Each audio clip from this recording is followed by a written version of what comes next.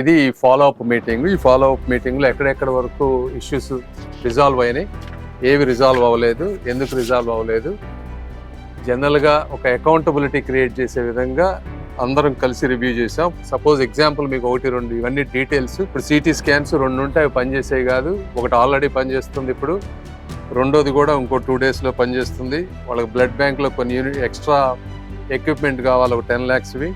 ఇవి సిఎస్ఆర్ ఫండ్స్లో మనం ఎలా ఇవ్వగలం.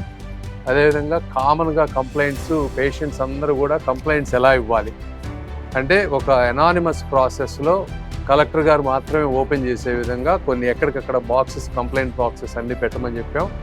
అదేవిధంగా హాస్పిటల్స్లో కూడా డాక్టర్స్ కానీ, డ్యూటీ నర్సెస్ కానీ, ఆ వార్డుకు సంబంధించిన వాళ్ళు ఉండవలసిన టైమింగ్స్ అవన్నీ పెడితే పేషెంట్స్కి కూడా అర్థం అవుతుంది ఎవరెవరు ఉండాలి, ఎంతెంత టైం ఉండాలి అనేది. ఏదన్నా సర్వీసెస్ రాకపోతే వాళ్ళు దాన్ని కంప్లైంట్ చేయగలుగుతారు. ఒక మెకానిజంలో ఇవన్నిటిని కూడా రిజాల్వ్ చేయగలుగుతాం. అదేవిధంగా సూపరింటెండెంట్ గారు చాలా క్విక్గా యాక్షన్ తీసుకొని కొన్ని ఇష్యూస్ని రిజాల్వ్ చేశారు. ఏసీలు పనిచేయకపోవటం కానీ, లిఫ్ట్స్ పనిచేయకపోవటం కానీ, ఇవన్నీ ఫిక్స్ అయిపోయినాయి. ఇంకా కొన్ని ఫిక్స్ అవ్వాల్సిన ఇష్యూస్ ఉన్నాయి.